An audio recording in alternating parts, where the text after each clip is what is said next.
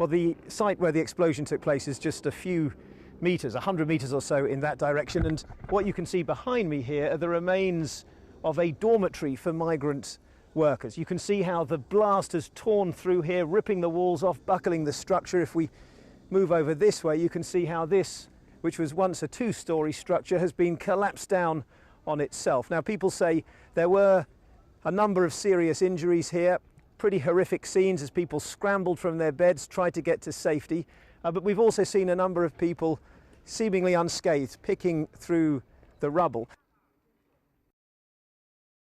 When I heard the first blast, I got out of bed straight away. Then came the second explosion, and I had to crouch down, and then I ran away.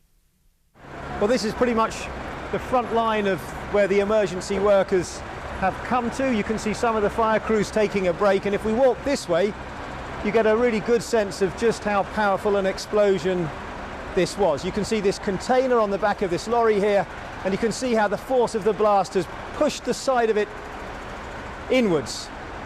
And we're just now probably 50 meters or so from the perimeter of the warehouse where the explosion took place. And if we walk down this way and stand on the end here, you can see the giant stacks of containers on the site, and you can see how the explosion has tumbled them down, broken and buckling them as it's done so, and you can see that thick black acrid smoke still billowing from the site, and from a long way off actually you can taste that smell of burning hanging heavy in the air.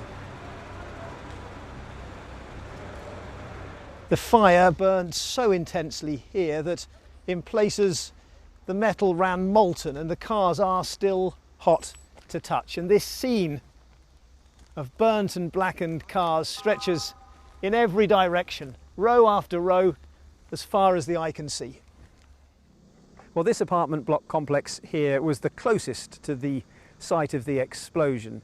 Now, people much further afield in Tianjin report some damage to their houses, windows broken, that kind of thing. But of course here, because of the proximity, the devastation is so much greater. And every single one of the windows in this whole apartment block complex, stretching back a long way in that direction, have been blown out by the force of the blast. Closer up, of course, you can see the poignant, upsetting scenes of lives dislocated, destroyed perhaps by the force of an explosion that came without warning around 11 o'clock at night, when everybody here thought they would be safe in their beds.